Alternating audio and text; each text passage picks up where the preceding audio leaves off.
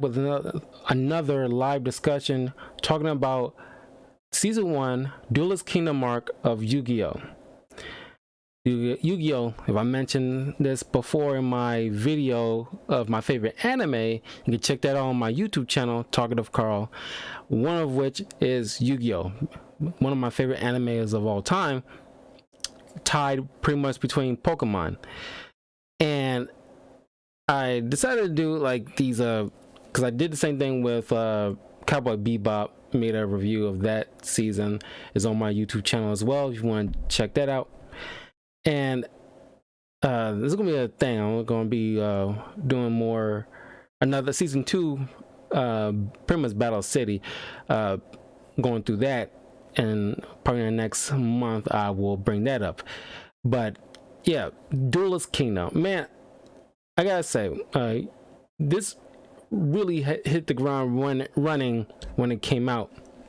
It was like at least I think it was like a couple years after Pokemon when this show came out, because Pokemon came out in 1999, I believe, late 1999, I believe, into the early 2000s, and this came in like shortly after. Now we was already on like a Pokemon craze, but Yu-Gi-Oh, a card game, anime based off a card game, was like, I think it was pretty much revolutionary. It was created by Takahashi. I might be butchering the first name, but Takahashi, the last name, is right. And like, he came up with this cool concept of like a kid who, because he traveled to ancient Egypt. He was so fascinated. He incorporated that, the whole mythos of Egypt and applied it to this card game because he also loved games. And like, it was like a cool combo. And like, he had something, like definitely has something here. Like, at least back then, if we would have asked him, like, or at least looked into ourselves, like, yeah, he has something here.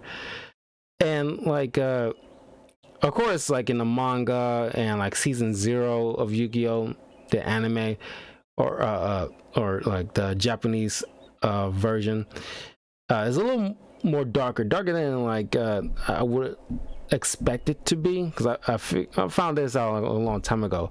But it's just that the main character, Yugimoto, is a little more of like a timid kid, but then his grandfather, who in like the manga history was and I don't know if he was specifically an Egyptologist himself. I think he was just more so like, he's more of the Indiana Jones type, I guess, but he worked with other people in that field.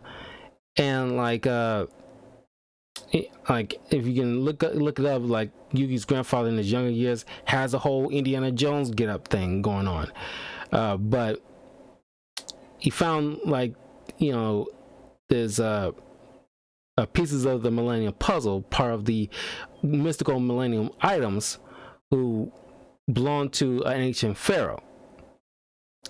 Now, the was like a funny little story that comes into play about, because the grandfather's named Solomon Moto, when in his younger years, or no, he's not even that young, he was still elderly when he eventually, with a friend of his, Professor Hawkins, you find this out like later towards the end of the season, pretty much like, going on into this specific archaeological dig, and notice how like a lot of the hieroglyphs there had images similar to Duel Monsters cards that was created by Maximilian Pegasus, who also went on an expedition many years prior, because he's the one who created the game in the show.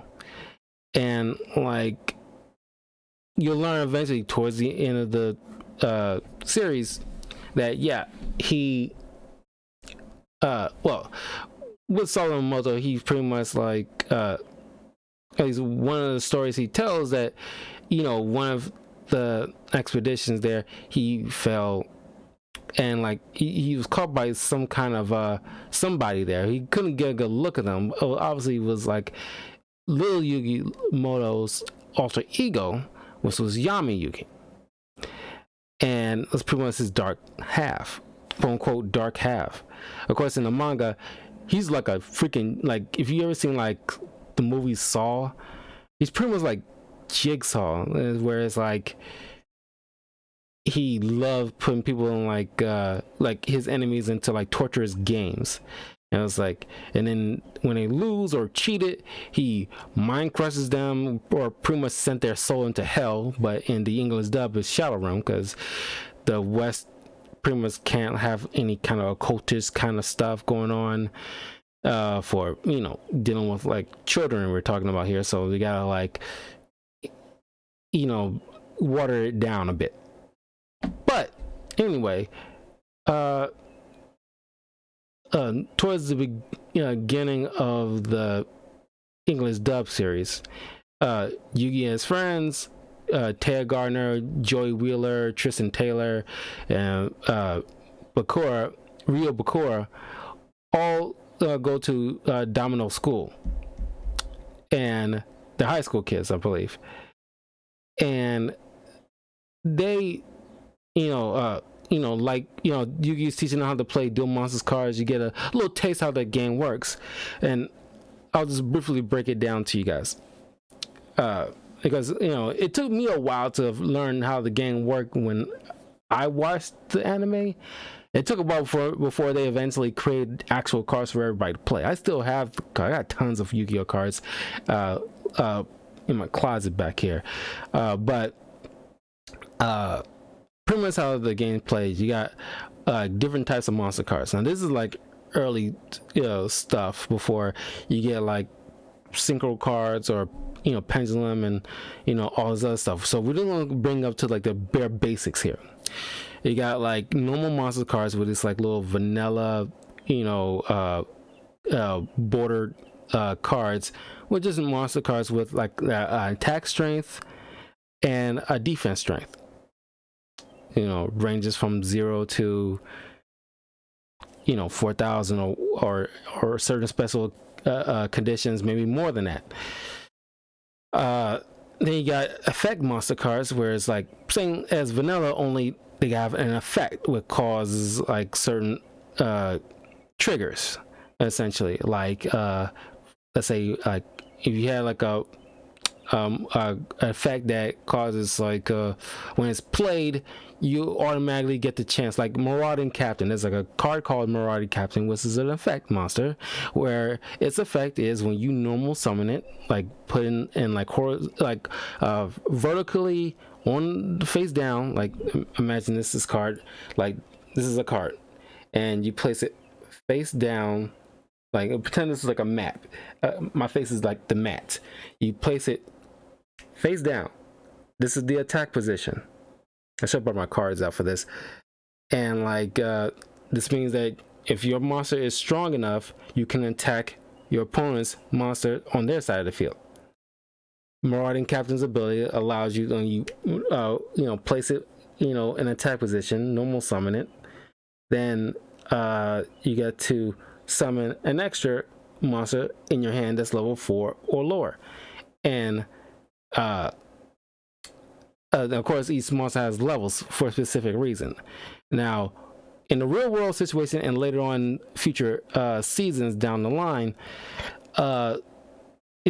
monsters that you can easily summon on your turn, which is only once each turn. Otherwise, unless on certain special conditions, their levels range from like 1 to 4. It means you can just summon 1 on your turn that you start off with, and that's your first monster on the field.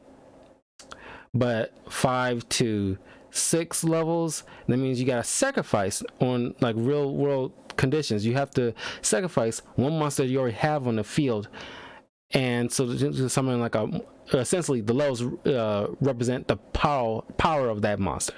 So you need to summon like a powerful monster. You need to sacrifice 1 monster to summon level 5 or 6 to bring it on the field. But there's also level 7 and 8 monsters, they require you to sacrifice 2 monsters because of their level of power. But then you can also place a monster in the defense position because it has a defense points. Depending on the amount of defense points, it means that your monster can withstand, just about most attacks depending on the situation. So horizontally would be like this. That means that if it's an attack position and you attack somebody else's attack position monster and yours is stronger than that, that means you get to subtract the difference. Like if your monster is 1800 attack points and your opponent's monster has 1500, that means you get to take 300 amount of life points out of your opponent's life points, which on normal circumstances in real world, you and your opponent starts off with 8,000 life points.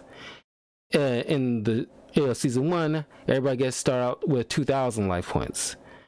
But then in later, seasons of Yu-Gi-Oh, they just kept it at a even 4,000. Mostly because they want to make sure they drag out the battle long enough, but not too long, where it's like you don't want to hold up the episode. But then you got like magic cards that do spells, and they got different genres of spells, like continuous spells. That means the card can remain on the field to keep using the effect wherever it has. And normal spells means it doesn't have any kind of conditions like continuously, because a continuous have like a symbol with like a infinity symbol somewhere on it, like in the text area of the bottom part. But normal spells doesn't have that. That's just for example. They got other stuff like equip with like a plus sign. It means you can equip it onto a monster, but they got like more stuff like that. And then you have trap cards, which are these red cards with red borders, because the magic cards got green borders, but the red border ones are trap cards. And trap cards normally are placed face down, because they're on the map. There's like top row for monsters, bottom row for magic and trap, and then there's like an extra little square where you keep your extra monsters, like fusions. Fusion monsters are purple bordered monsters that when you use the magic card, normal magic card type called polymerization, you get to fuse certain monsters to bring out a powerful monster. But then you got like a spot for your deck that you can draw from, and then above your deck there's the graveyard. In future seasons, once we go through other shows and review those, I will probably mention there's like other spots that eventually come into play.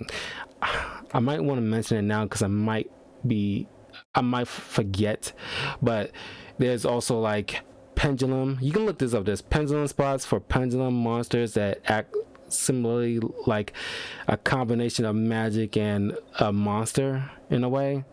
And then you got synchro summons, synchro monsters, which are white colored synchro monsters that require special conditions to summon. You can easily look that up to see how it works, but you require like a tuner, which a tuner monster has the word tuner next to the word effect on the border. That if a synchro monster is level 5, then you'll need a level 3 monster and a tuner monster that might be a level 2, or vice versa, that will require the conditions to synchro summon a monster because it has all the added levels required, that kind of thing. And then you got like XZ's monsters, was like both the black border monsters, and then you got link monsters that came in the past couple of years, came out in the past few years actually, that's blue bordered monsters. And I might be forgetting one. I don't think so. Yeah, but that's pretty much and Xyz monsters are summoned by, if you got 2 monsters over the same level, you can synchro summon to have, because they have ranks, not levels. It's the opposite. So 2 level 4s on the field, you can typically put them together to exceed summon a rank 4 exceeds monster on the field from your extra deck. And then the pendulum monsters allow you to special summon, if you have because they have a pendulum scales with blue and red dies on their borders, which ranges from 1 to 10. And if you have a scale 1 monster and a scale 8 monster, you can put on their pendulum zones on the mat, and that means that any monster level who has a level between those two scales, 1 and 8, that means any monster level 2 through 7 in your hand, you can automatically summon to the field, period. Of course, that was deemed too powerful. A lot of people, they had to scale it down, which eventually became Link. The Link monsters would come into play later on, but I'm not gonna get into all that. But that's the basics of how the structure of the game works. But I remember explaining this kind of thing to my father when I was a kid, when I first saw the first season of Yu-Gi-Oh back in the day. But I'm just want to give all the newbies the lowdown, at least the basics of how typically the game works, which they touched on only a little bit at the first episode, but eventually, as the show went on in the season 1, you gradually learn how the game works. The only thing is, I think Duel Monsters, with the main character Yugi and his friends, are notorious when it comes to BSing or slightly cheating card descriptions of how things work. As other generations came along after the first generation was over, they become more, they pay more attention of how you got to maintain the authenticity of how the game works in real life rather than BSing. Keep in mind, this first season is their first season. They was just getting their footing. They didn't know how this game works specifically themselves. They only they knew better than us, but they still trying to figure things out themselves. So there's an episode where the main character Yugi fight his rival, and he ended up just to destroy one of his rival's fusion monsters, Kaiba, who has this big powerful dragon called Blue Eyes Ultimate Dragon. You'll see a lot of Blue Eyes in this entire series, but normally you have to have certain magic or trap to destroy a powerful monster like the Blue Eyes Ultimate Dragon, or have a powerfuler monster than it on your side of the field to take it out. But no, in a particular episode, Yugi uses a magic card and combine the magic card with one of his monsters because it's undead, because it's called Mammoth Graveyard. Then it stabs or shoots its way into the dragon's body and slowly decays the creature until it loses enough points for Yugi's one of Yugi's monsters to be more powerful than it to land a finishing blow. That doesn't work like that. So I mean, if you're watching season 1, take what you see, how the gameplay works, in a grain of salt, and wait until later seasons to actually know how the game works, or at least look it up. Because like I said, it's a lot of BSing going on in the first season. That's probably my, out of my many pros, that's the one of few cons that I have about it. But it's a very slight con, because I come in with the understanding that they're, at the time, they was figuring things out. They didn't know how they was going to structure the game perfectly. But yeah. Anyway, while Yugi and his friends was in classroom playing cards, I remember doing the exact same thing in middle school with one of my friends. But Yugi's rival Kaiba, who's probably the best anime rival, at least one of the best anime rivals ever, he was owner of this gaming company called Kaiba Corp. We'll figure out how he got that title in other future seasons. But he's just like an arrogant prick, just like a real ass.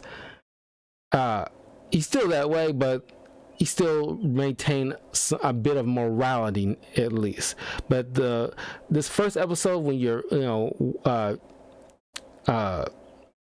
seeing him, he's like on the cusp of evil almost, only caring about his little brother Mokuba, who by and large is like, I'm not annoyed by him or bothered by him. He's a decent enough character. I just wish he had a bit of a presence, like I wish they did more with him in the series before it ended, like giving him his own duels, see what if he made his own deck, what it will look like, kind of thing. But they never did. Like I probably has some that probably bugs me a little bit for that. But then, because he's on a hunt, Kaiba's on a hunt for the this like legendary blue eyes that Yugi's grandpa has. Despite him trying to bribe him with all these rare cards, or rare quote unquote, because like at the time they look rare. They were rare at the time, but keep in mind it's probably like 2001. At the time they were rare because we hadn't seen these things before. But they're pretty freaking common by and large to this day, at least even after a couple years after the first season was long since over with. They became like very old school very fast. It was great to have, but it's not like something that people be putting in their decks anytime soon, unless you're like a beginner or something like that. But then bribing him with cards didn't work, and then tried bribing him with money. Yugi's grandpa wasn't gonna let go of that blue eyes card because it was given to him by a dear friend. We'll get into that. It was Professor Hawkins, but we'll get into Professor Hawkins later on. But then after a while, after storming off, Kaiba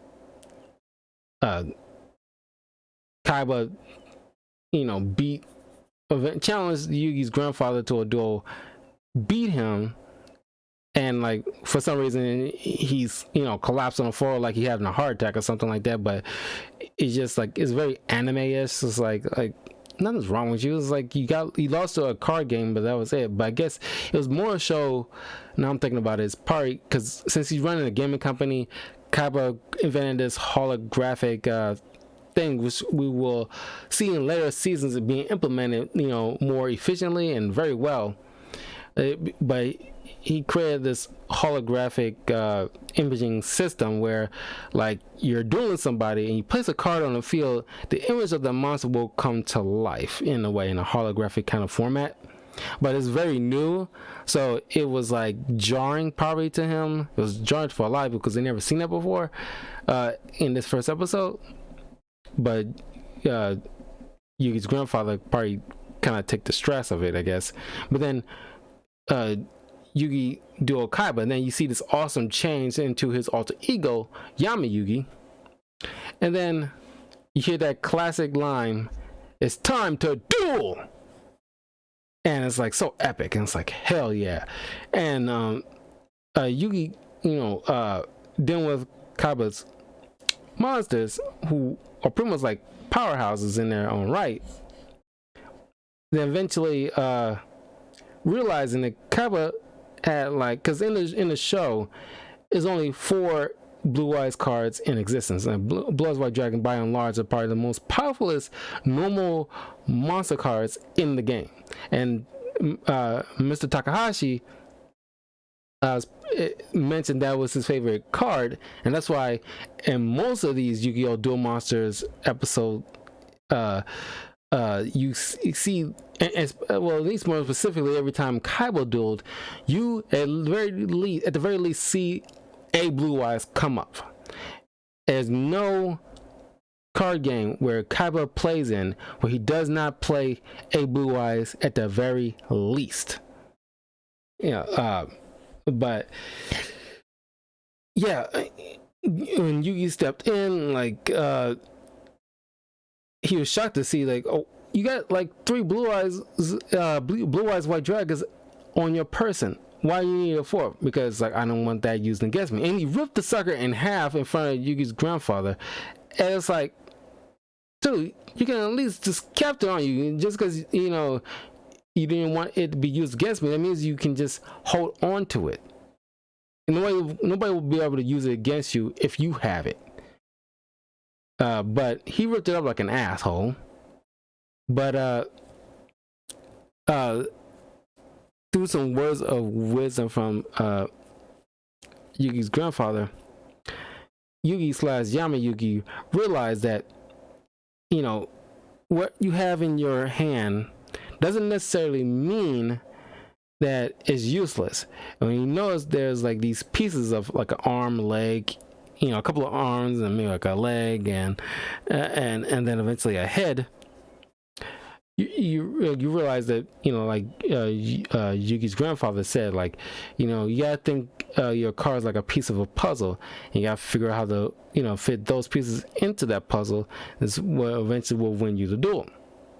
And then you notice that like the Exodia pieces, when come together in the hand, just like in real life, you automatically win the duel, which Yugi did. And then Yama Yugi uses his you know, because he's magic. There's like a lot of magic in this series. He uses his magic to like mind crush, because this is the only time he used the mind crush like you've seen in season 0, which by that point he used it quite a bit. But he used it only one time against Kaiba to pretty much like destroy the evil, because like that evilness in Kaiba's heart was nurtured by his stepfather. He like instilled that kind of thing into him until he grew up to be like a complete ass. But Yama Yugi obliterated that side of him, so now he might be like a complete ass, but he still now has like a moral compass. So then later on, when it was found out that Yugi beat Kaiba, who's supposed to have been like the international champion, he beat him, and then word got around. Then eventually the Maximilian Pegasus, who created the Duel Monsters card, decided to like look like it was like early Zoom call where like, you know, they were still using a VHS tape, because like we received in the mail with a glove and some star chips. And you have like a Maximilian Pegasus talking with a Yugi via the TV, but eventually become like through magic that they communicate. And like holding like his friends and grandfather, you know, mentally hostage, they can't move or speak until like, you know, Yugi beats him in a duel right then and there. And like Yugi almost won until like, because there was on like a timer, and Pegasus was pretty much like trying to fill him out a bit just to see what he was like, what he's really dealing with. And his duel wasn't a complete fluke, and he has some legit skill he wanted to see for himself. So eventually time ran out, but Yugi almost beat him. And he would have done so quickly if what was I about to say? Anyway, it'll come back to me. But oh yeah, he would have done so quickly if Pegasus, who also has a Millennium item, I'll call the Millennium Eye, which allowed him to read people's thoughts. So he was able to, every time he dueled anybody, he always won, because he could read their mind to tell what card they're using, so that way he can figure out a way to easily counter it, which is all kinds of cheating. But like I said, Yugi almost won, but because the time ran out, he want Yugi to get on a plane, or at least a boat, I should say, to travel to a Duelist Kingdom, where he's holding his own personal tournament. And uh he snatched uh Yugi's grandfather's soul as collateral just to make sure he goes there. So that's where the adventure begins. But then you also got like his supporters like Joey Wheeler, Taya Gardner, and Tristan. It was all there for emotional support, but Joey also eventually got a glove where the star chips go, but you know, to allow entry to this tournament, you need 2 star chips to get you in the door. Yugi gave one of his chips to Joey so he can technically be a part of it. But they eventually just got on board to the boat, and then they met up with a few interesting characters that you'll see from time to time into this show. Like My Valentine, a femme fatale of the series, probably one of the best femme fatales in anime. Then you have Joey Wheeler, who is like one of Yugi's closest friends, who started out as his bully, which is ironic, until Yugi stood up for him and Tristan against his even bigger bully and got his ass beaten, but they wasn't so impressed that he did all that for them, they became fast friends. But in season 0, Yamayugi killed that man. But anyway,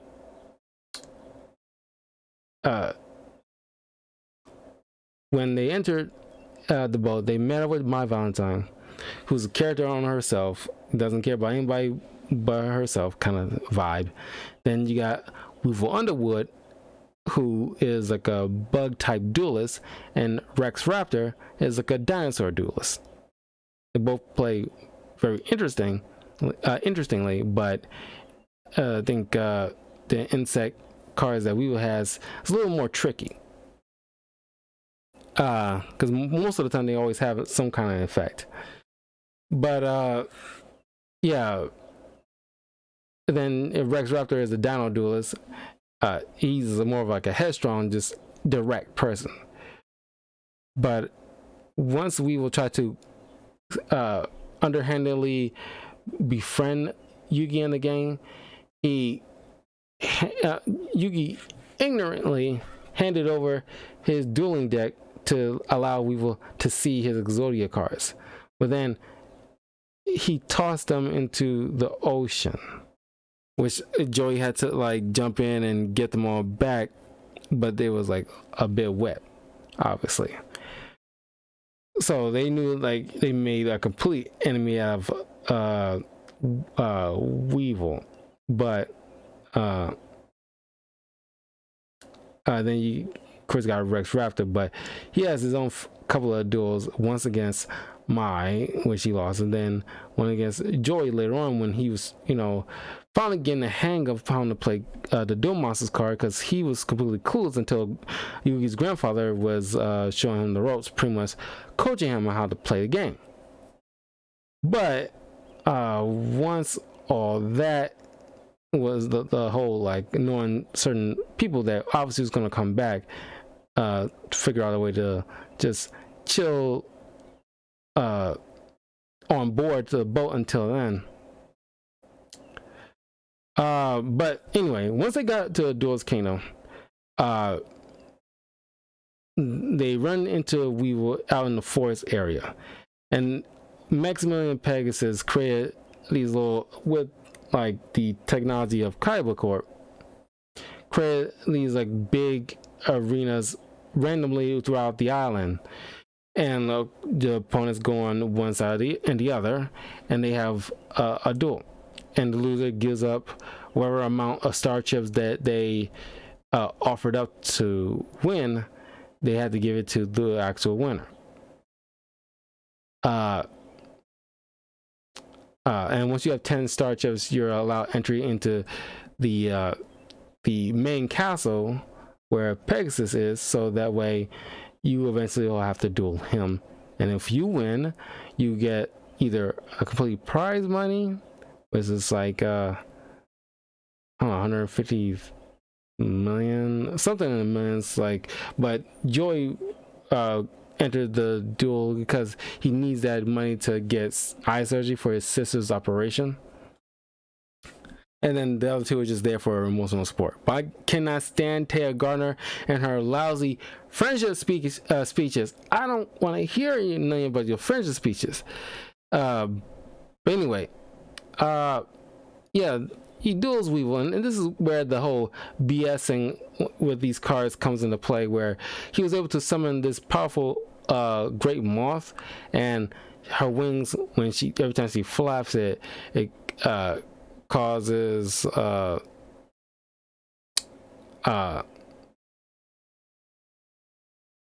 man, like I'm losing here my train of thoughts left and right.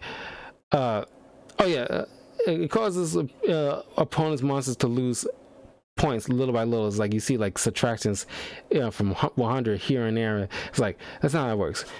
Great Moth and then a perfectly ultimate Great Moth is affect monsters, but they don't have the effect to lower in real life any monsters, at least like lower their monsters attack power. Is like that's not something that they do realistically. But eventually, once Yugi, a spoiler alert, beats him, they all meet up with other various characters like Mako Tsunami, who's like an ocean duelist, and then Rex Raptor, who's a dino duelist, like I said before. But in this episode, like I remember, it's been a couple weeks since I last wrapped up season 1 of this show. It was in an episode where like Joey, his first duel legit was against My Valentine, who he beat with the help of Yugi and his friends' encouragement. You'll see that a lot. But then, when she has to scheme to have a woman kiss Rex to trick him into going to a particular area, well, he will have the advantage on a dueling field. Joy accepted, but didn't think was all complete setup. None of them thought it was a complete was like a whole setup or anything like that, but they caught them. So Mai wanted Rex to beat Joey, thinking like he could with all his powerful dinos. In order to do that, she promised that she will give him another crack at dueling her. But yeah, I mean, it was like then they met up with like God, I'm trying to remember, but they had their fair share of duels, and all of them are learning experiences. But I remember what I want to say in that episode. Yeah, when Joey finally, accepted Rex's challenge, Tristan was talking to him like he was like there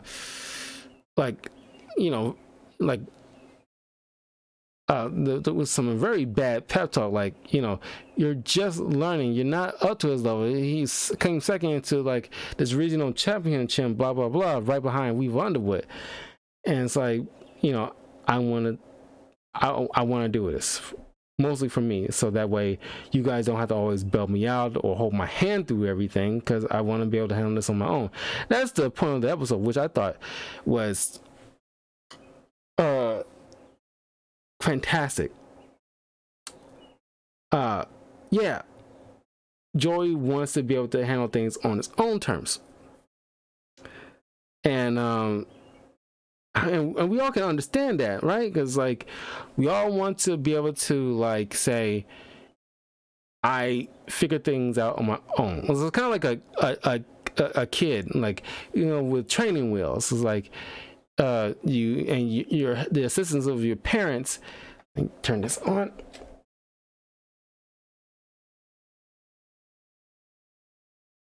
There you go. With the assistance of your parents, you eventually figure out, oh, okay, how to ride on two wheels by yourself without falling. Even if you fall, you learn to pick yourself up. That's the whole mindset of this episode. And I thought it was always thought it was really cool, but because of Tristan's like harping or like negative Nanciness, you don't see it because of the Kids WB rating, which I don't understand why they couldn't show it, but it was obvious that Joey slugged Tristan in the face for doubting him, thinking like he's still like a weak kid or something like that.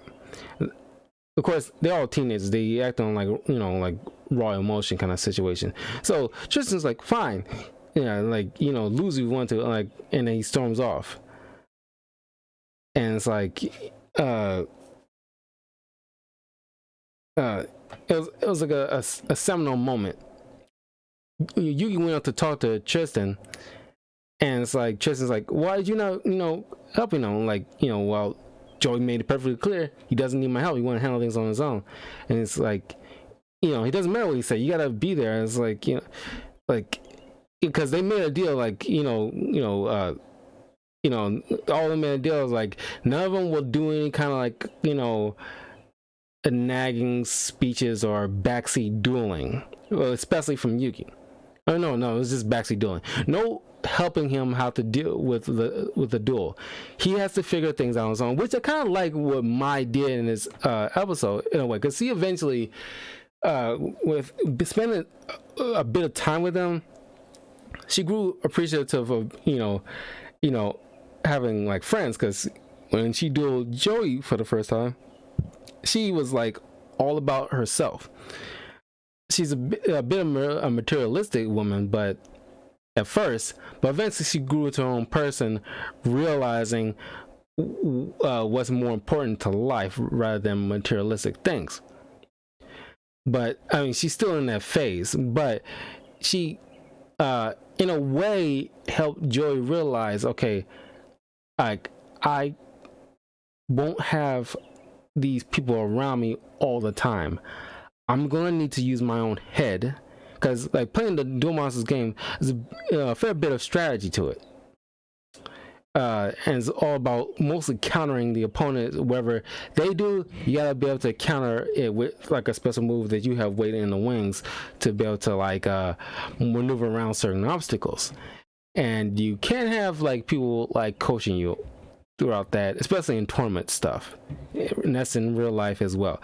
You can't have people coaching you all through a tournament. That's not fair. But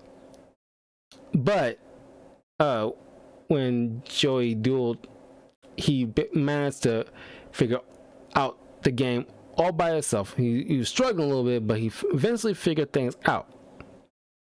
And then and of course, like throughout an extra bet, Joey put up his Time Wizard card that was given to by Yugi to add to his deck, because Joey's deck sucked at the beginning, because it's like barely any magic and trap cards, and because like Joey in the early, like in the season, not season, episode 1 or 2, he's showing off like his deck to Yugi at school, and Yugi's like, dude, like, hey Rem, and like Yugi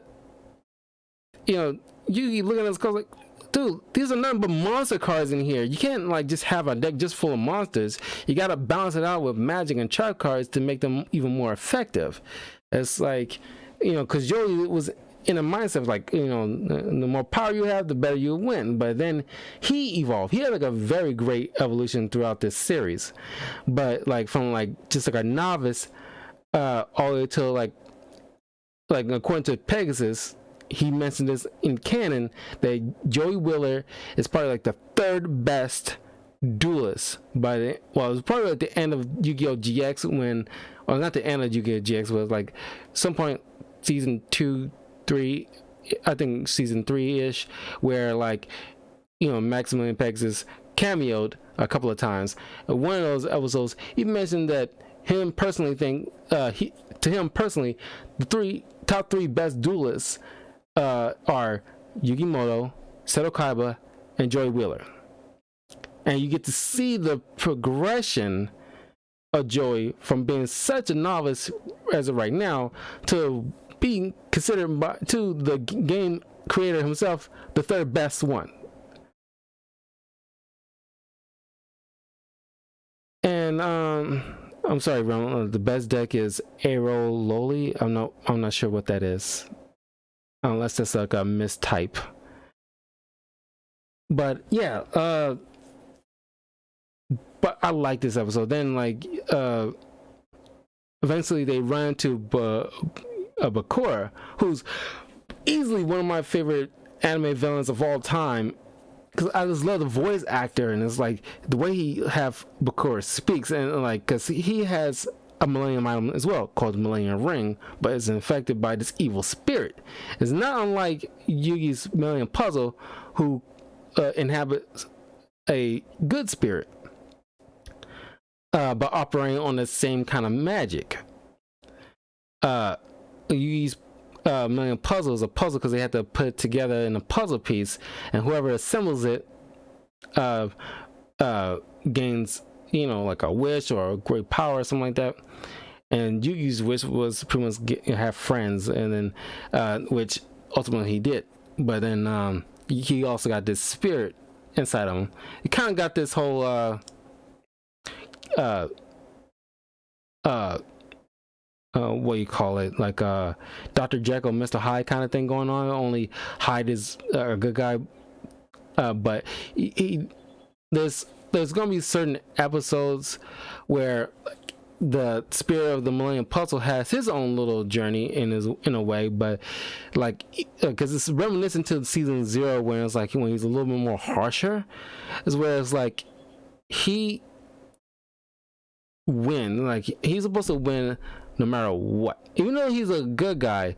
It's just the way, like in certain like animes, they can get hard if they want to, but it's like, and like in a particular episode when he's doing like a rematch with Kaiba, like and it's probably the most like hardcore thing I've seen in an anime at that time when I was a kid. It was like, holy shit, like, okay, this got real now. It's like, because Pegasus kidnapped Kaiba's brother, because Kaiba went off somewhere. I keep forgetting where he usually do. He's trying to like find himself, or at least kind of find himself kind of situation, because like he purged that weakness from Kaiba's heart. So now he's trying to, like in the season 0, he's mentally trying to put his mind back together, and once it's reassembled, he has a more of a good natured heart.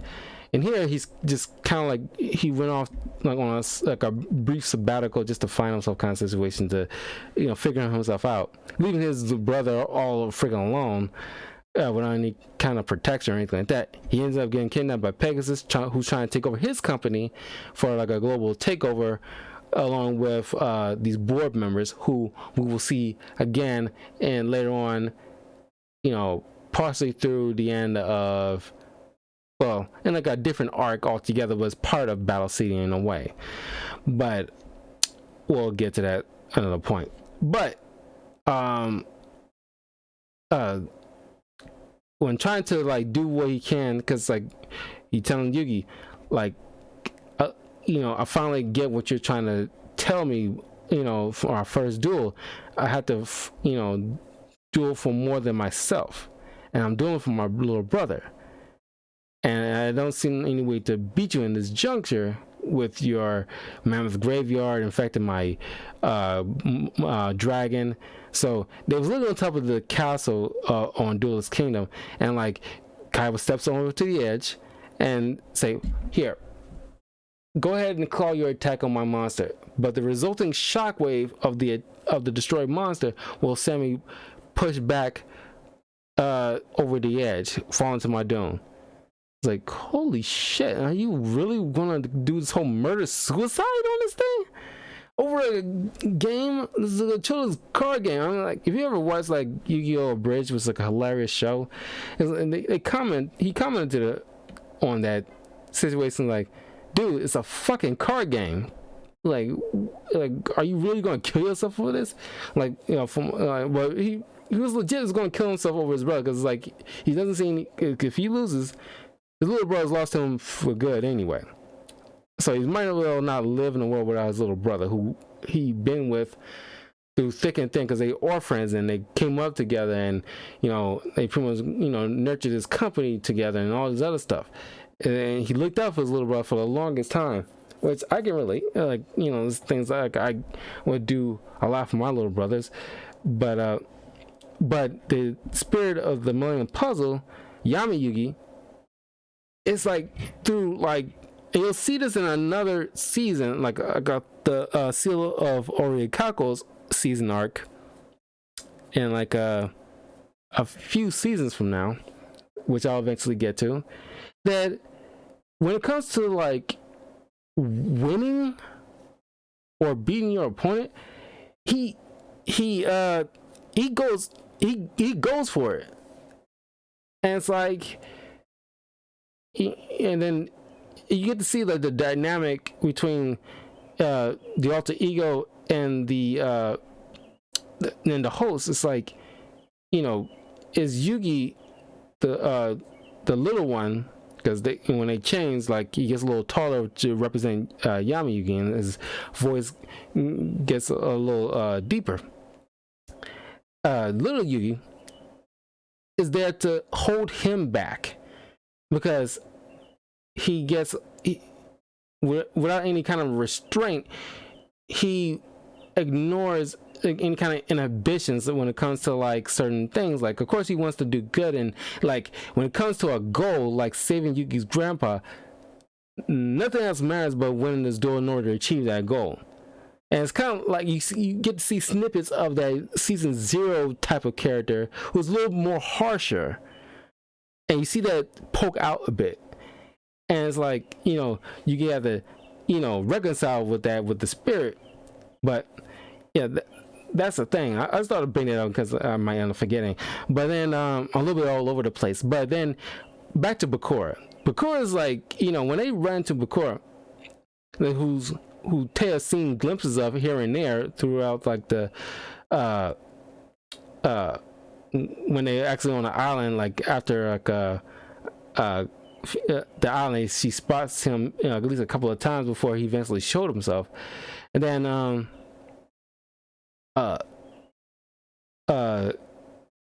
when like the evil spirit of the Millennium Ring that Bakura has comes out, it was a complete mystery at the time, like who this character is. We'll eventually get to that in the last season of the entire Duel Monsters story generation. I don't know if we'll call it generation or arc or like series or whatever like that, but the complete series of the Duel Monsters arc, because we got GX and then 5Ds, which their own little series in their own right in the same universe, just like progressing with time and like, you know, like linear story. But and like he's relatively powerful in his own right, but he's kind of like he's that fan favorite villain. He's not like he's like he eventually became the overarching big bad that creeps in here and there a little by little. But then there's like the particular season's big bad that they, you know, usually have to contend with, like in this Duelist Kingdom arc is Maximilian Pegasus. And once he was beaten, they eventually go through more duelists, like, and then eventually Joey came up, run across like this other duelist called Bandit Keith, which was like a very interesting character in his own right, because he was just like an arrogant prick, and it's like he had this own little crew essentially.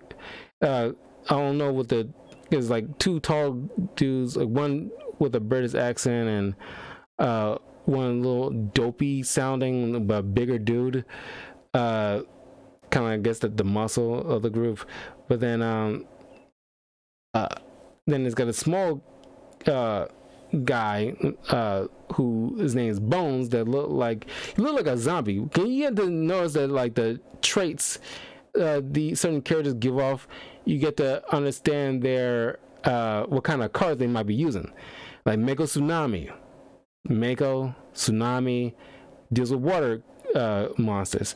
Weevil Underwood deals with bugs. Rex Raptor you dealing with like dinosaurs. My Valentine some it's not because she have a harpy deck, eventually Amazonian deck, which is pretty much like representing strong alpha female types, which I really like her card set. But you got Bones, who's deals with zombies. It's the first time you actually deal with like a zombie deck, which is very cool. And like I think this is the first time when Joey tried to use Time Wizard against his monsters. This is the first time that the effect backfires, because the Time Wizard in the show, it has like a roulette. And eventually Joey's cards eventually evolved to be like luck based type of cards, but this is when like one of the first times you actually see like that come to fruition, where he like eventually builds off this theme. But this roulette has like two, it's kind of like a Wheel of Fortune kind of thing, or you got like two fat slots where you got these little time machine icons on it, on the top and one at the bottom. And then on the sides it's like like four slices, two on one side and two on the left, that has skulls on it. And like if it lands on a skull, any monster on Joey's side of the field, including Time Wizard, will be destroyed automatically, and half of each of those monsters' attack points will be subtracted from his life points, which is a very dangerous effect. But the benefits for most cases, outweigh the risk, because if the arrow on the spinner lands on the time machine, in the real world it destroys all the opponent's monsters. But well, it's kind of the same thing in the show, but in the show it destroys the monsters, but you get to see them with the effect of time affects their aging to be like either decrepit old people or skeleton fossilized, that kind of situation, or rusted metal, depending on the show's creature at the time. But Dueling Against Bones is the first time you get to see it turn against Joey. But when Bandit Keith, like, he deals with like machine type cards, but his namesake doesn't represent anything like machinery, but his cold personality is reminiscent to like maybe being like a cold machine towards other people. He only cares about himself ultimately. He even betrayed his own crew members once because he relied on them to duel other people to acquire enough star chips, and then he pretty much beat them up, took their star chips until he had all 10 so he can enter, without him wasting his own time, which is a good idea, but also an asshole move, depending on how you look at it. But Joey eventually beat Bones on his own, and he was struggling a little bit because he was overwhelmed by being like dealing with undead creatures. But then once they all went down this tunnel where they was doing Bones, it eventually led into this not dungeon, but this excavated room that was like set up like a dueling arena, where it's kind of like almost like a dojo, and you get to see the Paradox Brothers, which is probably a very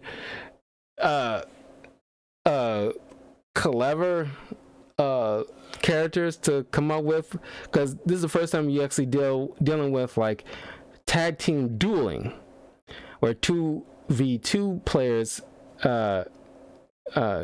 can duel either individually against each other, or two people on a single team against another two people on a single team. And Paradox, they offer riddle and they talk in rhyme, which I always thought was so clever, and I kind of like it.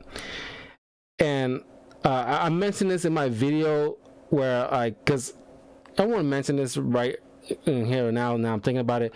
If you check my Yu-Gi-Oh! Legacy of the Duelist videos on my YouTube channel, there's I do character profiles of certain dueling decks of characters from the show, and then certain archetypes from the card game.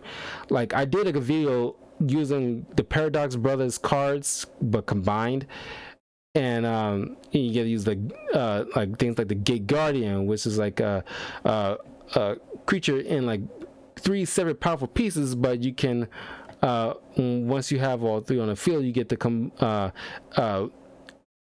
essentially combine them, and then you get this powerful monster called the Gate Guardian, because you got a piece called Suijin, the water monster, Katijin, the wind monster, and Sanga of the Thunder, who's pretty much a lightning type of monster. And you put together, you get the Gate Guardian, who's got 3,500 attack points. It's very powerful. But then they also use this labyrinth, because what they was in was pretty much a labyrinth in the first place. But now they actually used a card called Labyrinth. But then, like I said, BS kind of card play. They combine the labyrinth with other stuff to make a labyrinth, so that way you actually gotta travel using your monsters to travel it like a game board to one side to the other to get to the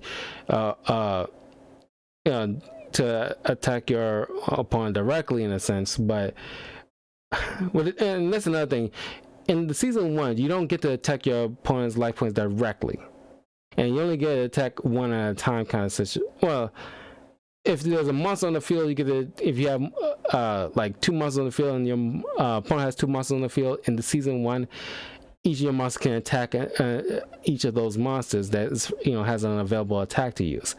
But there's no attacking directly.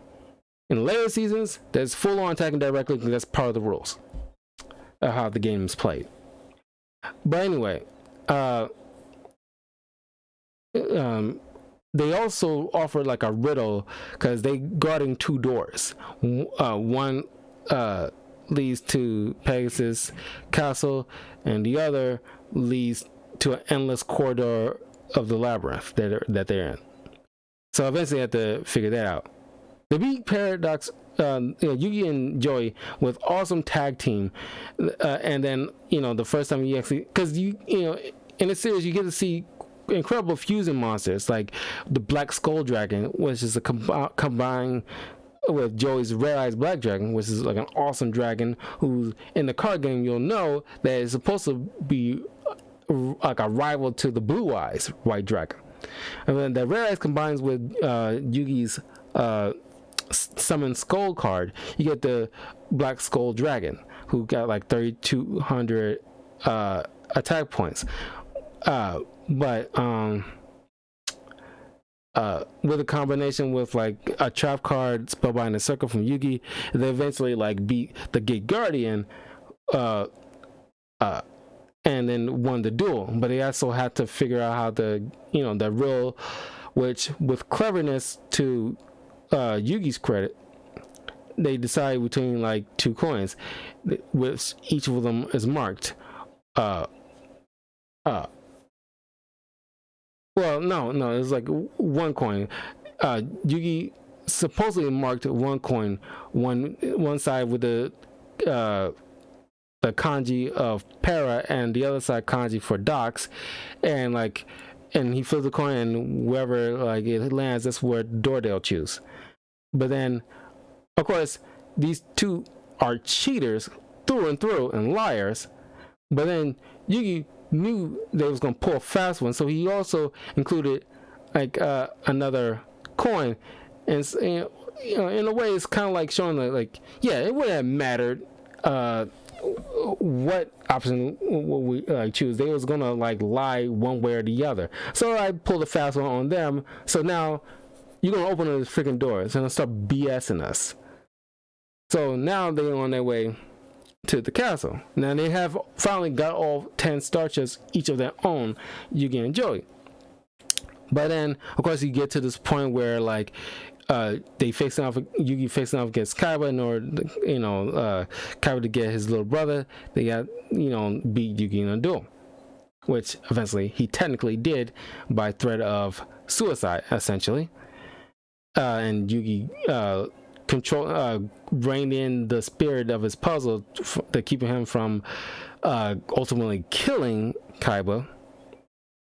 But that is also disheartening because Yugi did all he could to get this far in order to rescue his grandfather's soul, because Pegasus Millennium Eye captured like Mokuba's soul, Yugi's grandpa's soul, and then eventually Kaiba's soul once he tried to duel Pegasus after this event, and he lost because Pegasus was pretty much cheating with his eye, be able to read Kaiba's thoughts.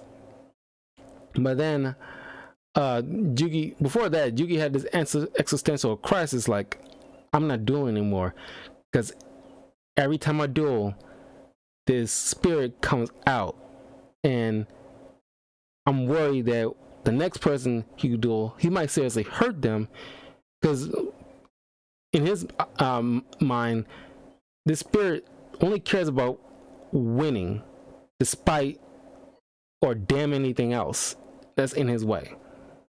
And I can't have that on my conscience, because I'm dealing with the consequences of that action, because he's using my body. I might be along for the ride, I might be conscientious and everything like that, but I'm dealing with the fallout. And it's like, it's just as my responsibility kind of situation. And I do like that. And Yugi also had to learn that he was going to eventually, he wasn't always going to win.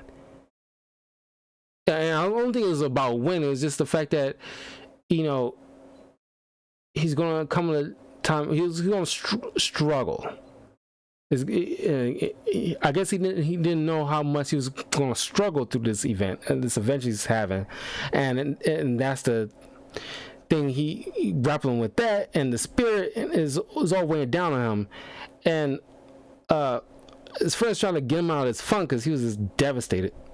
And of course, Joey trying to being a friend, which I kind of don't like this in anime, where like certain characters trying to get their protagonist out of a funk, and they sitting there, punching them, trying to get like, come on, wake up, man, bow. I was like, that's not helping.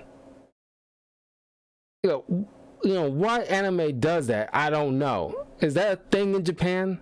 Like if there's any Japanese people out there who might be watching this video, I'm super curious. Or if you know people in Japan, or you spend time in Japan, when you see certain things in anime like that, do people in Japan, or like kids in Japan, actually do that to their best friend? Honestly, I don't think so.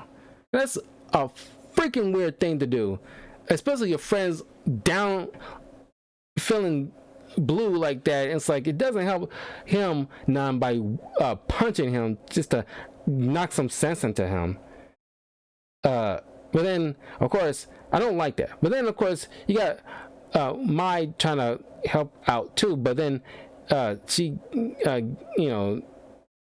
to hand, she had some extra star chips because I guess Kaiba took Yugi's, because he had to have his own star chips just to be qualified to duel Pegasus in the first place.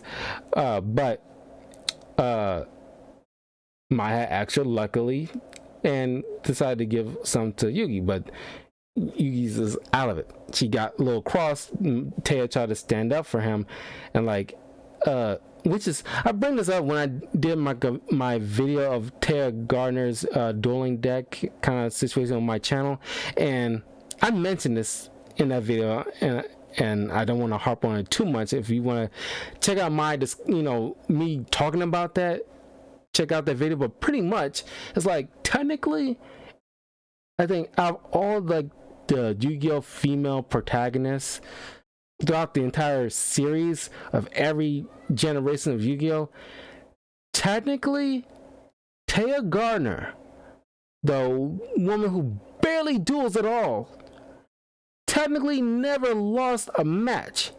She has the best record, the weakest, in my opinion, of like of an anime character of all time.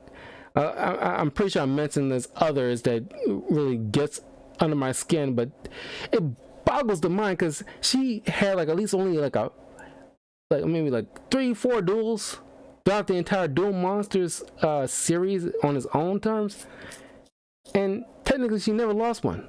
She beat Joey a couple of times off screen kind of situation, and she dueled Mai here, but Mai surrendered knowing full well she had cards in play to beat Taya, which is BS on its own. And then later on she dueled against one of the board members that's associated with like Pegasus and beat him. She never lost a match, and it's fucking insane. But it's just like, it's whatever. But watching her duel shows that you got to have the courage to power through certain adversities that you might come through. You're going to have some hardships. You pretty much got to figure out a way to get back on that horse, essentially. But then he's still struggling, as you can see when down to the final 4 of the tournament between Mai, Bandit Keith, Joe, and Yugi. The first round of the semifinals is between Mai and Yugi. And of course, Yugi is still hesitant on trusting the spirit, which causes him to like lose focus on the duel at hand against Mai, who's pretty much creaming him halfway through their match. And it's like they eventually reconciled, because it's like a 2-parter. They eventually reconciled, and like Yami Yugi tell little Yugi like, look, I'm sorry for what I did. What I did was like, I crossed the line. I begging for your trust again. If you trust me, I promise I'll work with you, and I will not step out of bounds like that again. And then of course they decided, once again, trust each other, which eventually lead to their eventual victory. Then you got Joey versus Bandit Keith. Bandit Keith is just like a big asshole. It's like they had these little cards they were given like before they enter their journey on the island. Like there's like a blank card that like certain duels like Yugi receive along with the star chips and the glove and stuff like that, representing like if you win a tournament you can get to be granted any wish you want, or the prize money. Well, or a matter of fact, it was like both. I think it was both. No, it was either or. It was kind of thing. But then other people receive like a card with like a image of a bunch of treasure trove kind of stuff representing money, saying you can receive like millions of in prize money, which that's what Joey sought after to pay for his little sister's operation. It's a lot of brother and sister thing going on that people, and which I kind of wish they would have had like a moment where Joey's little sister and Mokuba, Cobb's little brother, had like maybe like a moment, not like a romantic thing, but just like sharing stories, like our brothers might not like each other that much, but they one thing they probably could agree on is that they go do anything for us. kind of thing. I wish I had some kind of moment between those two. That's the thing I really wanted to see. I wish that could have happened. I'm just thinking about it right now, but I wish that could have happened at some point. But then you got, yeah, of course, Bandicoot stole like late at night before the semifinals started. Took Joey's little card thing with the treasure icon, because without it you can't enter and you lose by default. And Joey on a timer, I think they gave him like at least 1 hour to try to find his card at the very least, and thinking he lost it. And then not knowing that Keith took this sucker, but then while he's sitting there like in the hallway just crying, and it's like you feel for the guy, and then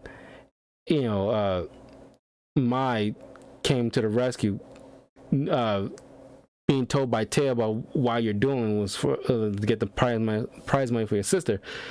And this is like those other moments when you see like that crack in Mai's armor, spending time with them. It's like I may enter this tournament to win the prize money for my own game, but you're using this for like a very, very noble reason. And like you get to see the little flare of like a spark between these two. Like she has like a thing for Joey, and I kind of wish they by the end of the series show them together, because obviously they was meant to be together. But she gave him her treasure icon card to use, since she's out of the tournament. She don't need it, so she can just give it to him. So he qualifies, so that way, to Keith's astonishment, he was like baffled, and it was like once they duel, this duel was like epic, and it's like Joey's finally gonna like take Keith to task, because like he's been giving Joey the shit ever since they met. And when Joey eventually beats Keith, Keith trying to like do everything he can just to, it's kind of like he's almost like Trump in a way. It's like kind of like fake. This whole thing is rigged. It's fake. That card is not really his. And like it's like so the duel shouldn't count. And like Joey's like all nonchalant, like technically right. This isn't my card. I can find mine. Mai gave me hers. But tell me, Keith, how did you know this wasn't my card? And then like couldn't. And then Pegasus chimed in, knowing he can read minds. And it's like, oh, he doesn't need to explain. It's clearly that Keith stole Joey's card, knowing he couldn't find it, so he can automatically be disqualified.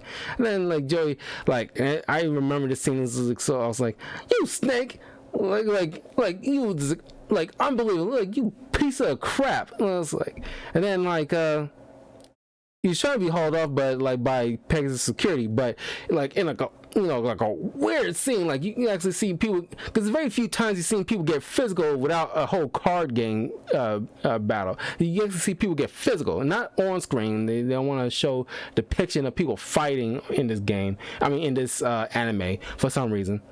But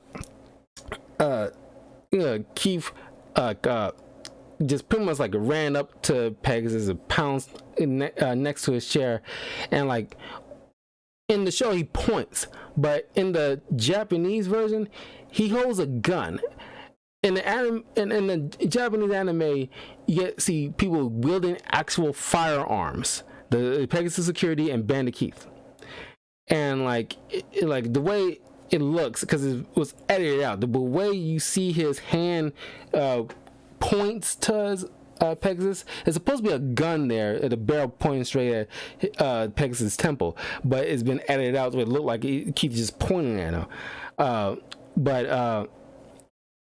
of course, Pegasus hit like a secret button that caused like a panel beneath Keith to give way, so he falls through like a tunnel out the side of the Duelist Kingdom, like canyon area, whatever, a mountainside or whatever, into the ocean. Now, of course, in like the manga, the books of manga, is a little more hardcore than that. Way more hardcore than that. Pegasus uses his Millennium Item's power to change the, like, well, not change, but like morph Key's gun into his hand, and because you see like the barrel parts poking out of his skin, and then forced his own the barrel poking out his his finger, and points it to his own temple, and made him fire and kill himself. And that's supposed to be the end of Bandit Keith at that moment, but they changed all that up to make it watered down so it can be more palatable to kids. I can understand that, because that'd be a little bit more hard. That'd be probably a little bit too hardcore for younger viewer audience at the time when I was like little, when I first saw this as a kid, and it's like that would be a little bit much. That I'll probably a little bit more agreement on. The other stuff, they could have easily shown, like people punching each other. They could have easily shown that. It's not something that people, like kids, never seen before and other stuff. But anyway, now it's down to Yugi and Joy, which was like something that we was thinking about throughout the first season, but now we're here, and it's like we knew Yugi was going to ultimately win, but it's like there was that little moment here and there that has you thinking like, Joey could, there's certain moments like Joey could look like could easily beat Yugi. But ultimately, is with Yugi's magic powers against the magic that Pegasus is wielding, they two will be the ones that have to face off, because Joey wouldn't have nothing to stand against it. But I don't know, maybe it's like if there's like a what if anime, like if like what if like Yugi lost against Joey in the semifinals, so maybe Yugi gave Joey his Millennium Puzzles so that way he can have something to protect him against Pegasus magic. I don't know, this is something I'm noodling just off the top of my head right now. But anyway, and like an impressive like this is around the time when like Pokemon and Yu-Gi-Oh had like people actually working hard with like soundtracks to the anime, which is like badass, and I love it. And to this day I love it. And it's like certain shows don't, like anime more specifically, don't do this anymore, and I think they like tried harder back then to get you like into this show.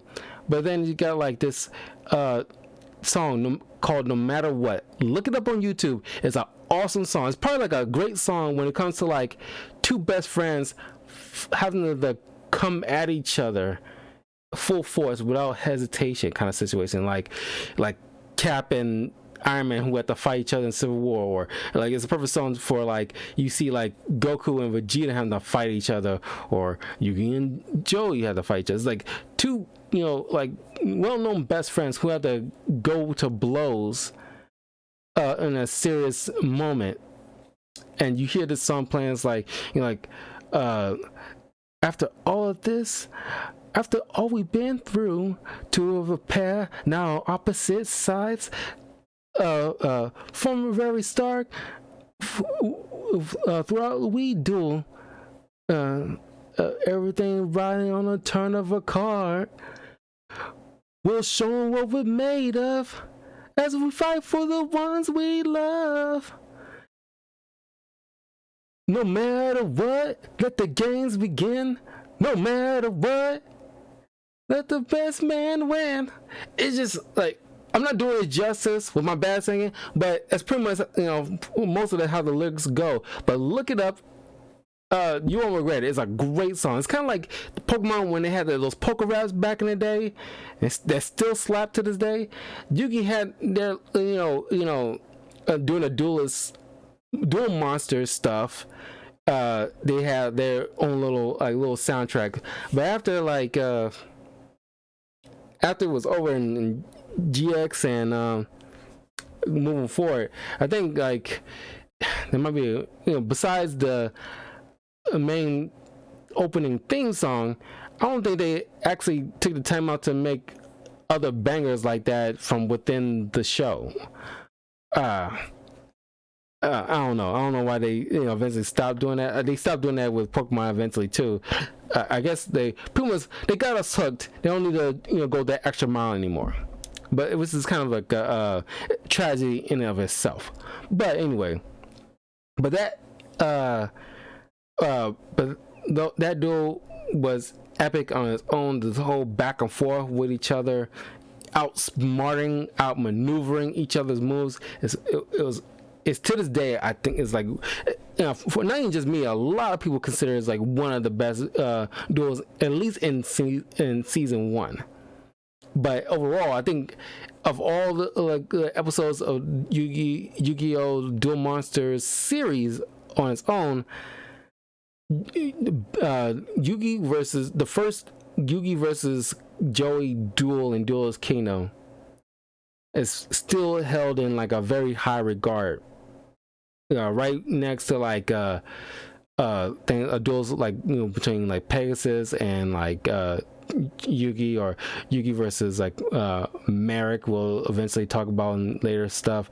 A couple, at least like a couple of Yugi versus Kaiba stuff. Very big deals. So it's like there's a lot of great duels, but that's just to name a few.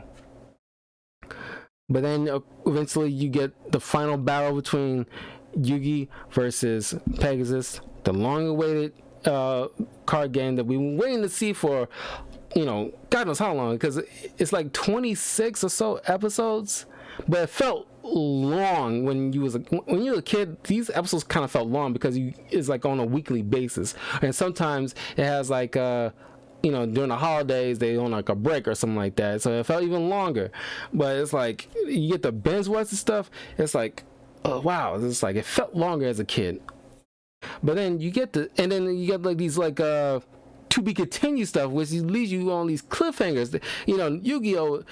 It has like a notorious track record when it comes to certain cliffhangers, when it's like breaking up into like 2, 3, 4 parts sometimes. And it leaves you on the edge of the seat to see like, oh my god, how are they gonna get out of this next? Because like the opponent just pull off like a banger of a move. But then like Yugi, the first couple of episodes out of this 4-parter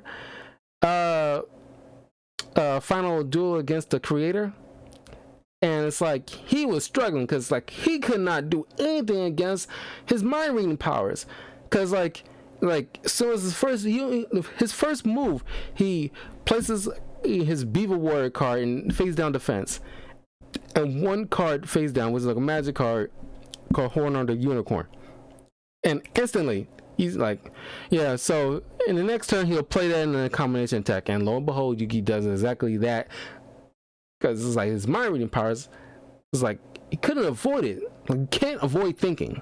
That's probably literally impossible for any human being to do.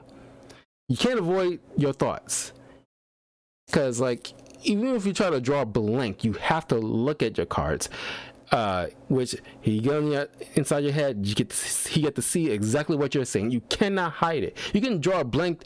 Maybe you can draw a blank of what you're thinking of what you're gonna do, but you cannot hide of what you have and you have seen, and it sticks in your head. You cannot avoid that unless you want to play the game without looking at your cards, which is literally impossible to do. So it's like you can't avoid it until they pulled out like a banger, like a play on their own, which is something like I haven't even considered, at least nobody at the time considered, called the Mind Shuffle. Because like Little Yugi came up with an idea to help out Yami Yugi. It's like, Pegasus has his own little magic on his own right, which is reading minds and stuff like that. But keep in mind, we have our own Million Island too, with our own power. Like, why don't we use that? I was like, instead of just doing like the whole switching bodies things, why don't we just, instead of bodies, switch minds, called the Mind Shuffle?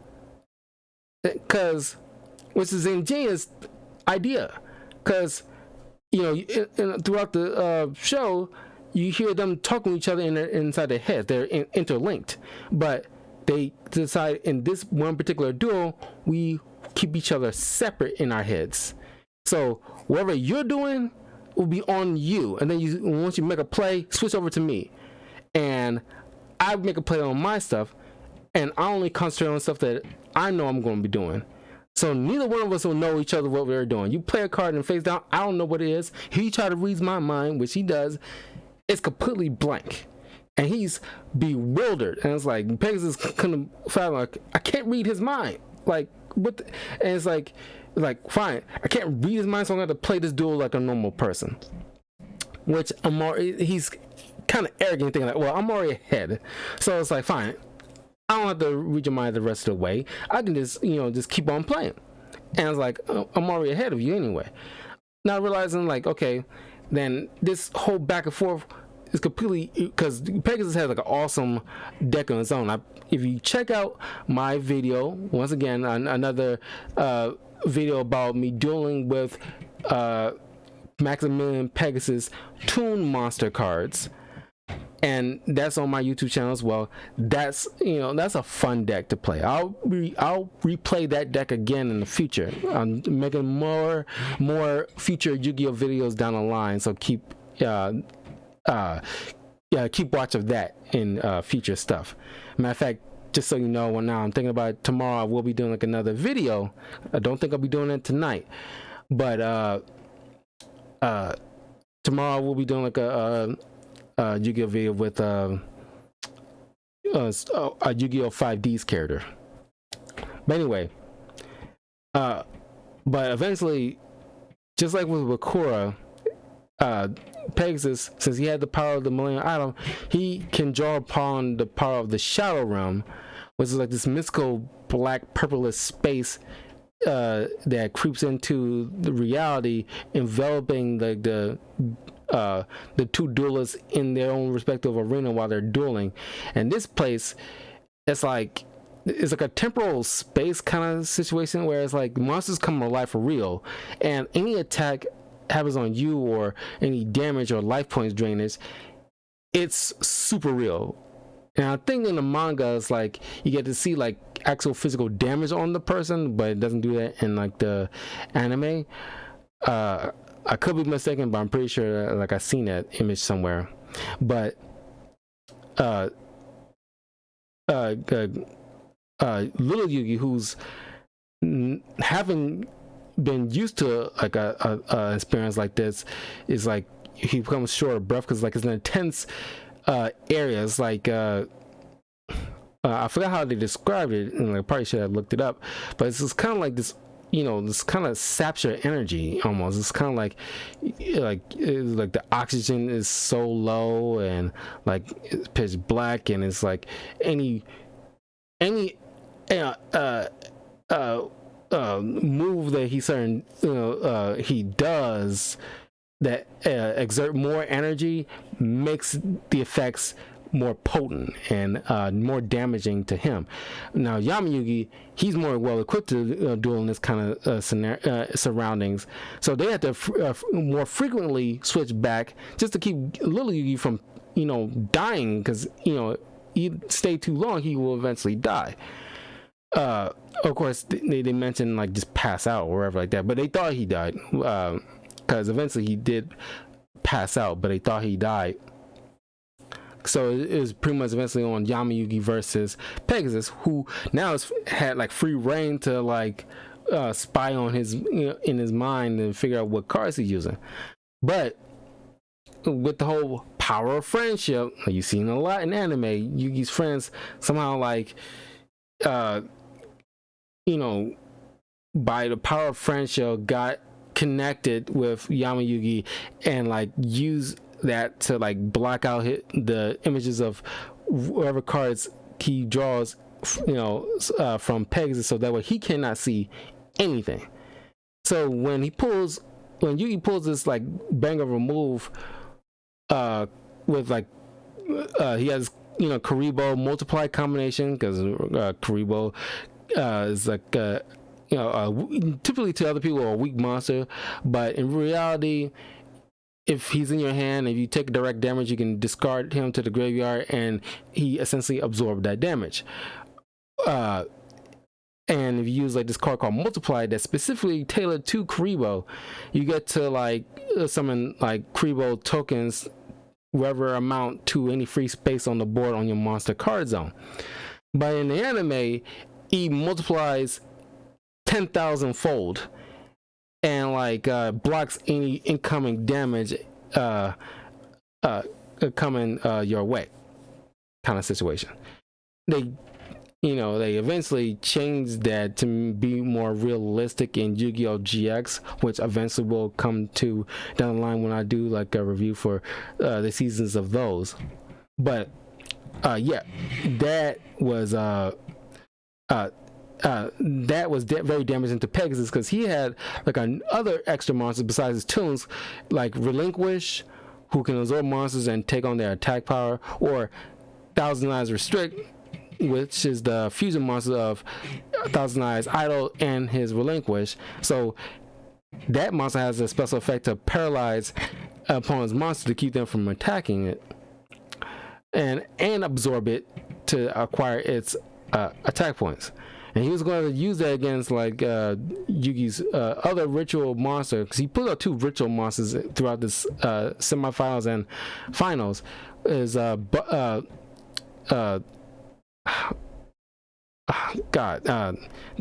against Pegasus, he got like the ritual monster, which is that's another extra card I was blanking on earlier.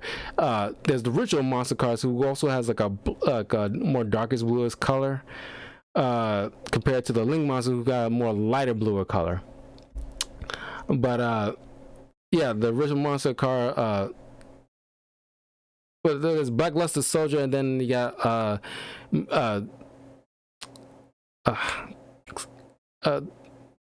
Chaos Magician, something like that, like that he used against Pegasus. He beat Pegasus, and throughout the celebration, the security, or at least Pegasus like scared you off. And like per the agreement he made, that if he loses, he has to release all the souls he taken, which he did. But then Bakura, who the evil spirit king, creeping back, because through a couple of times, through a couple of means, they thought they eradicated the spirit, but like I said, there's a kind of villain that keeps coming back. But he's awesome, man. But while Pegasus was in a weakened state from the Shadow Realm duel he had with Yugi, he pretty much like took advantage while he's still fresh. His mind is still fresh, and and Pegasus' mind is still weary from the battle. They battled in each other's minds, not by cards, but just through each other's minds. Then Bakura straight up removed like his Pegasus Millennium Eye right out of his skull. Now, of course, they didn't show that graphic stuff, but it's like you hear like off-panel screams, and it's like, holy crap, he ripped that sucker out of his skull. When he acquired it, he was shoved it into his skull to replace his normal eye for that of the Millennium item. So his eye socket is just mutilated. But in the manga, Pegasus died from that ordeal, from having that being ripped out so forcefully, and he bled out to death. But of course, in the anime, he just passed out. Eventually they went into Yugi and his friends went into his room, found like a diary about his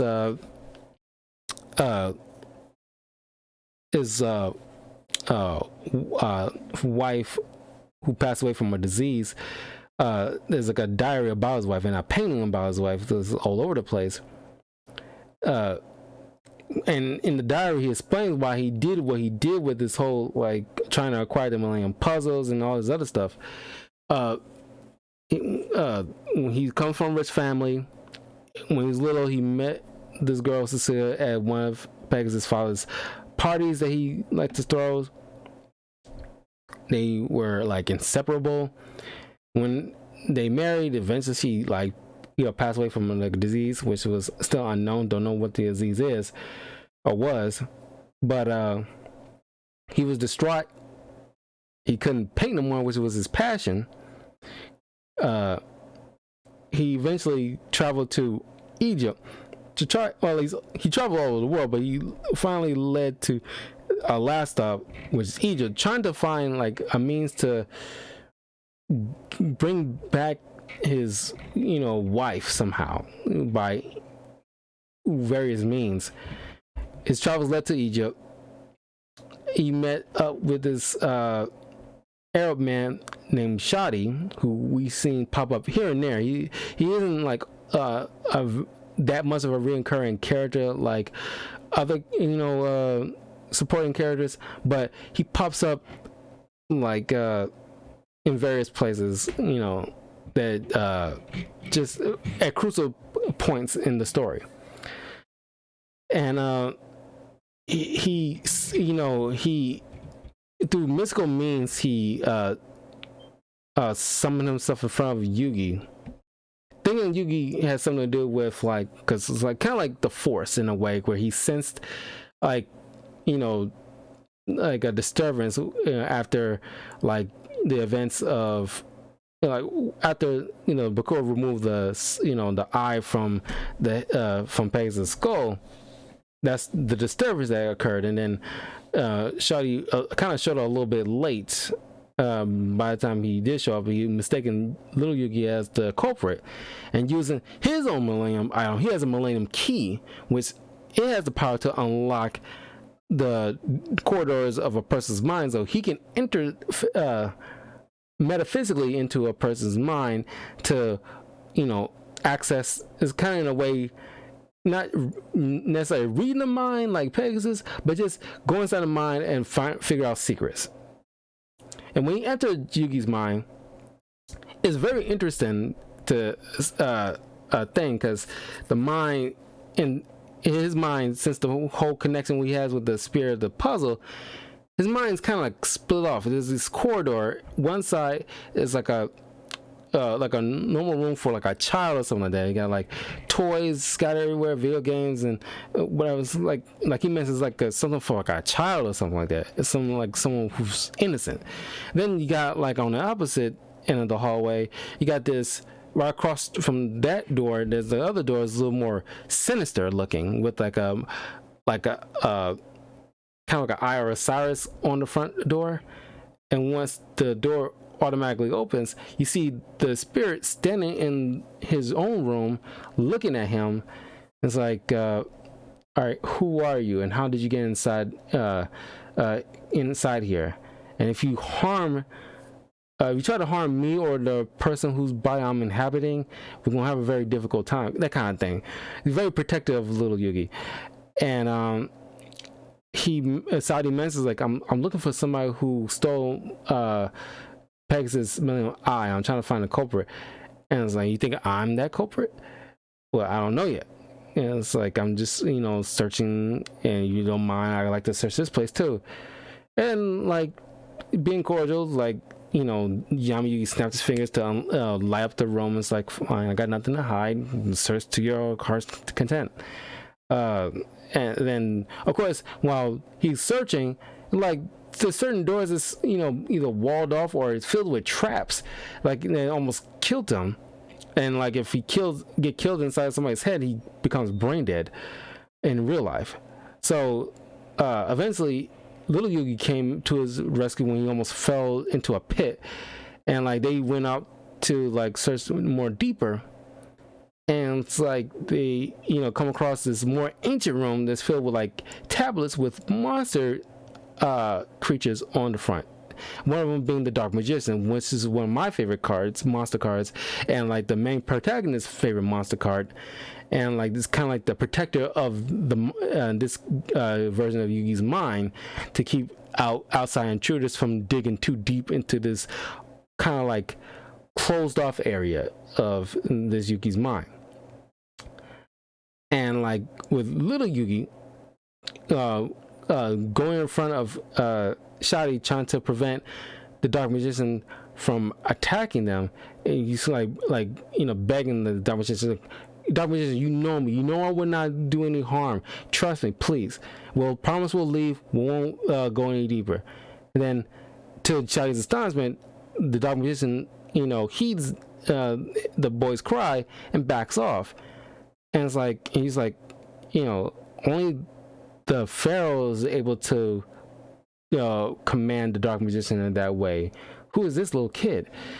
And it's like, once they exit Yugi's mind, you realize, okay, I might not be, might not found the right person, but keep in mind, there's, certain things that's coming your way that you really need to look out for, and I'll be in touch kind of situation. And then eventually, they meet up with Kaiba and Mokuba. They, they offer their appreciation for all they did for them and everything like that, and they moved on, and they started to head to their copter to head home. They, and then of course Yugi's friends hitched a ride, but then quickly inside Yugi's mind, he had a little chat with the spirit, and it's like, throughout this whole time I never got your name, and it's like, I would call many things the spirit, Pharaoh, but most people call me Yami. And for the longest time, that's what we called, and to this day, we still call him Yami. We eventually know his real name. I'm not going to spoil it here, but eventually, once we get to the later seasons of Duel Monsters, I will bring it up, if you don't already know. But, yeah, Yami was something we was all going off of for a very long time until the series ended. But then, once they head back home, everything seems back to normal. They win this little arc with this virtual world thing with Kaiba confronting the board members who's trying to usurp him with Pegasus. They dealt with them. I don't like that arc. It was so boring, and it's like I don't want to dwell on it. But they, dealt with them. They tried to trap them into that virtual world, which backfired and which caused their minds to be trapped into that virtual hellscape on their own. Then towards and then later on we meet up with Professor Hawkins and his granddaughter, who accuses Yugi's grandpa of stealing her grandpa's blue eyes white dragon. Not knowing the full story, which I don't know why Professor Hawkins never told his granddaughter that story. It seems like a very very epic story to tell. It's like, you on an excavation in Egypt, the room collapsed on you. They had to duel just to pass the time until they eventually was found. And Solomon, because they try to pass the time without going crazy while being trapped until somebody finds them. They had a good little dueling match. Playing the same way as Yugi and Rebecca is playing in present day, and they duel for the last swig of water in their canteen before it goes out, because it's not enough to share between the two of them. So Yugi's grandpa surrendered the duel in order to save Professor Hawkins' life. In return, he gave Solomon that blue eyes white dragon, which is why earlier in the discussion I mentioned that he cherished that card above all else. That's why he wouldn't give it up to Kaiba for nothing. If he would have said that from the jump, from the beginning of the series, it could have avoided that thing from being ripped in half, but whatever. But then Professor Hawkins showed the top card of Yugi's deck to Rebecca, showing the magic card called Soul Release, which is a normal spell card that, if played, you get to remove from play whoever monsters from either player, up to 5 monsters from either player's graveyard from play.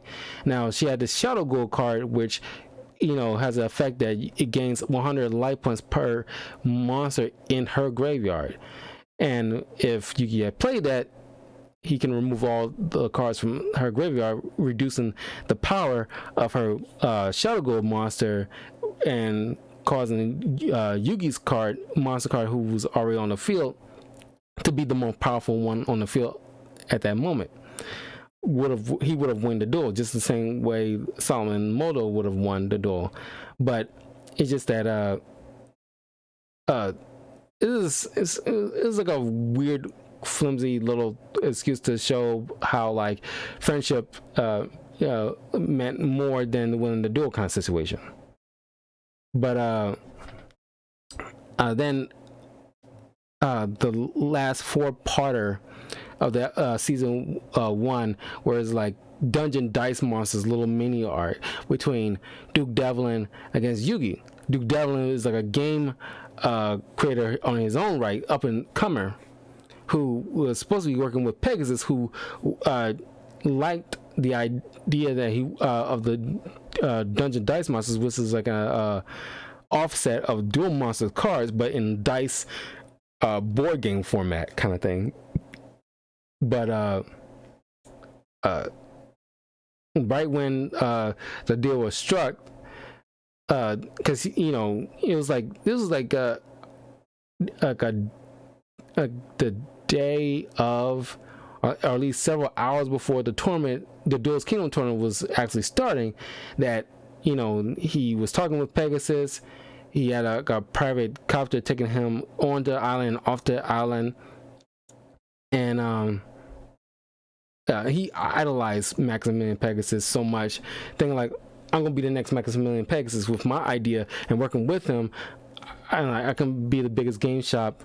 I'll have the biggest game shop around the world, just as big as Duel Monsters, which obviously that never came to the fruition, which for some reason that was like a cool concept, and I tried to implement that in real life. That never caught on. It's pretty much the same thing as Duel Monsters. But then he accused Yugi, because like he haven't heard back from Pegasus after his loss against Yugi, to blame Yugi that because of him, who knows where Pegasus is. We haven't heard from him, and like he's my idol, and like now he's dead silent. I might not, I put everything I had into creating this game, and this is my livelihood here, and you screw that up. Which now I say this, it's kind of like I feel for him, but he's saying that blaming Yugi for cheating. You're accusing him, he might have cheated, because like there's no way you can beat the actual creator of the game, just like you'll never beat me in my own game. So he challenges to Dungeon Dice Monsters, because like he had like an altercation with Joey earlier before this, and Joey and him duel regular Duel Monsters cards, but with random cards that they found in booster packs just to make it interesting. Joey lost. He has to wear a dog costume and do whatever Duke Devlin says for like a week or something like that. I don't know. Pretty much being his slave. But in order to win Joey's freedom back, Yugi duel against Duke Devlin, and it was like an awesome arc. I loved the way the Dungeon Dice Monsters thing looked. I think it's very cool. You get a snippet of that again, and like during like in a couple of seasons later. It's like a snippet, but I kind of wish they honestly would have brought that back. But I guess there's kind of like I said, it didn't catch on. It isn't exactly like an original idea. Technically, it's pretty much the same thing, just in dice format. But anyway, the whole back and forth between them with Yugi, because this shows how like the character of Yugi, where it's like he's so good, is that when it comes to games, he's the king of games for a reason. Yu-Gi-Oh is like translated is king of games, and it's like it comes to fruition when he's like dueling against somebody, and by like even like the manga or the Japanese anime or like the English dub, wherever. And it's usually a lot in the season 0 is what I mean, not the Japanese. Season 0 and the manga, and even the English dub, any game that it doesn't have to be Duel Monsters. If you ever read the manga, any game this protagonist is in, he might struggle a little bit trying to learn everything, but he learns so fast. It's like you see that in the second parter, where it's like eventually he slowly starts to kind of, and Duke starts taking note. It's like okay, you know, he's using this help screen to figure things out, and like he's using, like, you know how, because like each die has like a little crest on it, like for summons, traps, you know, certain portals, items, magic crest, that kind of, and defense crest, that attack crest, movement, those kind of things that usually all over the six-sided die, and depending on how much you roll, what you roll, you get to do certain things. And like it's like he, like, you see, like in the first part, he, like, you struggle, but it's like he picks, so, you know, he picks these things up so quickly, and it's kind of astonishing to watch. And it's like, wow, he doesn't mess, Yugi does not mess around when it comes, especially when it comes to his friends. That's what I said, like when he's doing against Kaiba for his rematch. It's like Yami Yugi does not mess around when it comes to, you know, people he's caring about. He will, you know, he's a quick study. That's the word I'm looking for. He's such a quick study, and it's like he's king of. He got the title King of Games in real life and in the namesake of for a reason. And it's like, you know, whoever knew. I'm pretty sure if you throw him in like a basketball game, you know, after maybe like the first quarter, he become probably like a master at it, leading into the next few quarters. And like in season 0, when you show like other typical games, or like, you know, just like made up, you know, kind of like just like a weird, like, you know, bets or something like that, that he quickly just like, he easily dominates. He has full control eventually, and it's just like awesome to witness. Of course, eventually he beats Duke, and Duke realizing like, oh, like, you know, okay, I'm sorry, like, you beat me fair and square, so you must have beaten Pegasus fair and square, and like, and I'm completely embarrassed. But then he eventually got that email he's been looking for from Pegasus eventually, and that shows that Pegasus is all right after his ordeal. But then yeah, he wants to take Dungeon Dice Monsters worldwide, making like Duke very happy, and everybody wants to start learning the dice game on their own too, because to them it was very interesting. Like I said, never really took off. Nobody else did anything with it. You know, have you ever seen Duke Devlin do anything about it since? So I wish they did it. But yeah, that was season 1 of Duel Monsters, the Duelist Kingdom Arc. Some point next month we'll start off doing a review for Battle City. I'm gonna do a rewatch, a binge watch of that, and go over the Battle City arc next month. In a little bit I will be going over the season 1 of Jackie Chan Adventures and my review of that. And so thank you all for joining me. I'll see you in a little bit. And if you watching this on YouTube later on, don't forget to leave a like, comment, subscribe, all that good stuff to Talkative Carl on YouTube, Twitch, and Twitter. Please leave a comment below. Let me know what you think of the Duelist Kingdom Arc. What's your favorite episode? What's your favorite duel? Yeah, that kind of thing. So I will see you all next time. Peace.